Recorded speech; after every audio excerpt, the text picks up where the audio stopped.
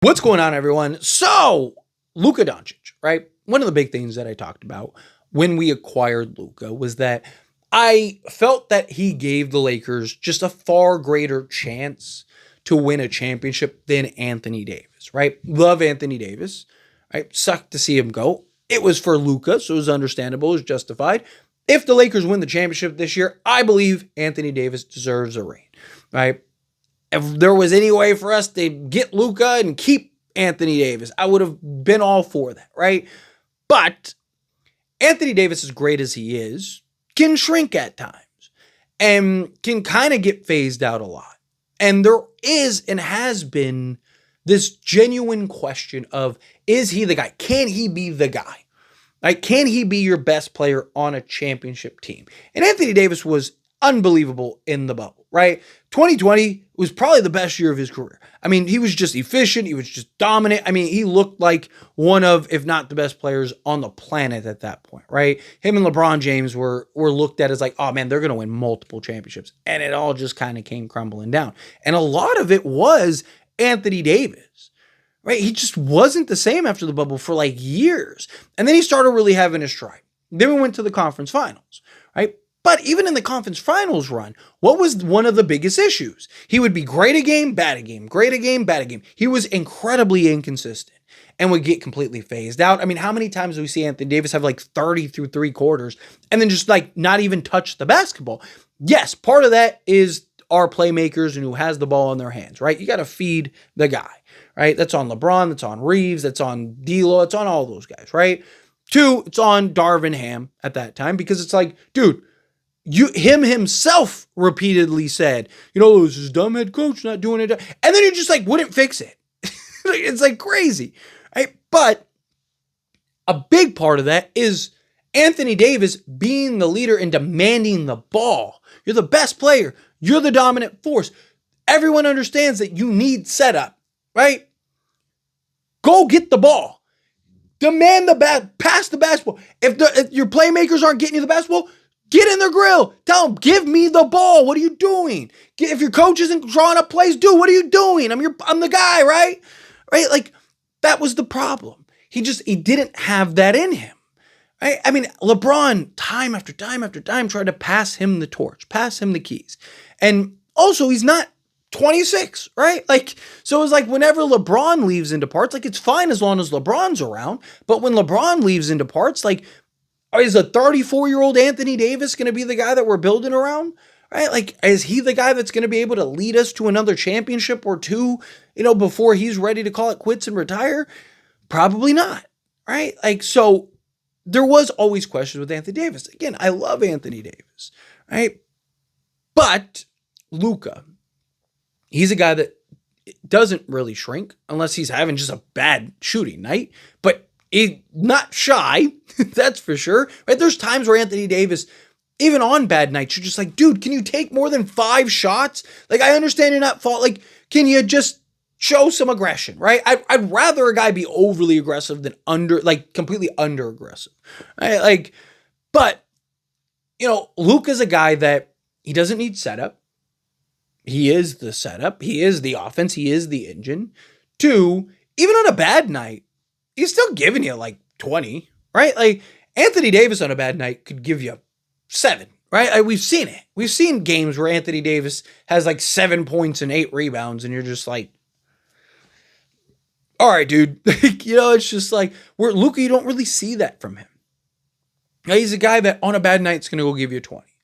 He's a guy that's going to impact the game in a multitude of other ways. And look, I'm not saying Anthony Davis didn't either. Anthony Davis, right, defensively is, in my opinion, still the best defensive player of the league, right? Just because of his versatility. But Luka's a guy that's going to generate more, right? Because Luka's a guy that can completely control and dictate a game, dominated on several facets, right? From pace to scoring to, playmaking, slicing and dicing to defense, all of that, right?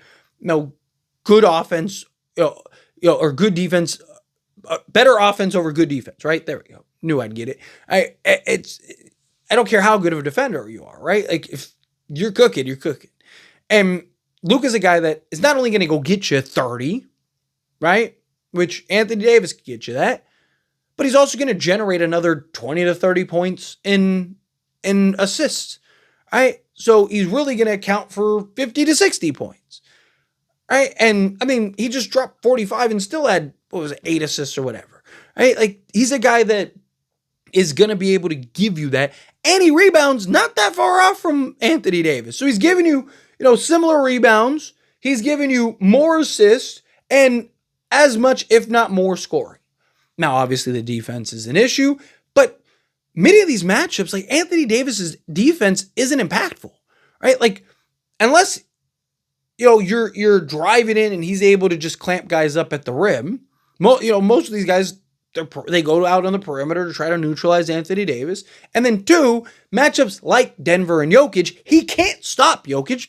To his defense, no one can. So his defense becomes not as impactful, right? And so he's still, yes, he's giving you 30, but he's giving up 30. And, it's just, he's not generating anything else. Like, Luka's generating so much offense and becomes such a problem for the defense and is wearing down the defense and is breaking down and allowing the coaching staff to find all the holes and all the flaws through over the course of a series and all that stuff.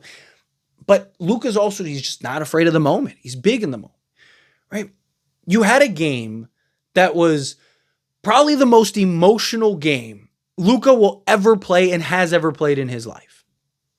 Don't get me wrong, when he wins a championship, going to be very emotional. But that'll be post the game, right? Talking about him sitting down, watching a video for a team that he loved, thought he was going to retire with, thought that, he was going to bring home another banner and another Larry O'Brien and had to sit there and watch and bawl in tears to balling out on the court immediately. And he dropped 45. And an emotional game where I think this was huge for him because it really gave him some closure. Obviously, he already played Dallas. Very different when you're in Dallas. Right? Very different when you're taking in the environment and you're seeing all the fans and everything that, everything that's changed. You're seeing all these memories on the screen and all this stuff. It's hard. Right? It's hard to now I just was crying and, I feel 40 different emotions to now I got to go play a basketball game, right? Like, that was one of the toughest games he'll probably ever play. And he dropped 45. Right? Anthony Davis in a game that, to his defense, wasn't as emotional, right? Like, there wasn't no video tribute where AD was crying and stuff like that. But it was a big game, right? Playing a team that didn't even tell you were traded. Like that, this was a moment for Anthony Davis. And for, 3/4 of the time he was on the court, he had 4 points. Again, I love AD, but we've seen that AD. And look, it wasn't all just AD. Lakers did a number. They fronted him. They made sure he didn't beat them, right? JJ Redick knew how to defend Anthony Davis, is very familiar with Anthony Davis, LeBron, all these guys.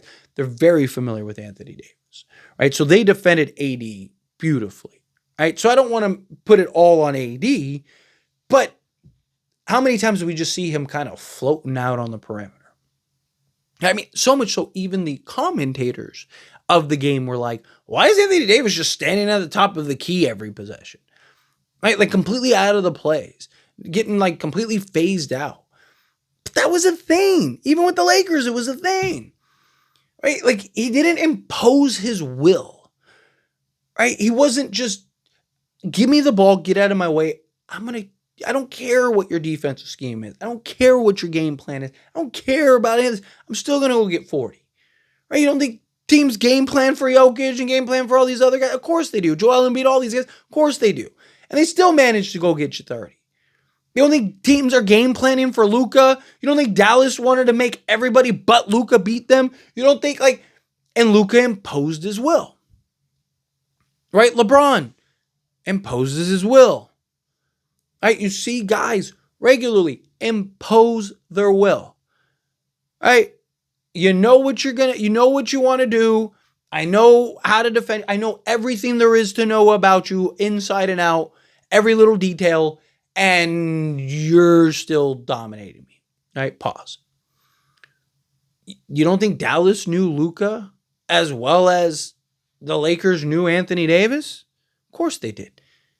Do you think Jason Kidd, who's been with Luka for the last several seasons, went to NBA Finals, all that stuff, doesn't know Luka better than JJ Redick, who had Anthony Davis for half a season? Right? Like, of course.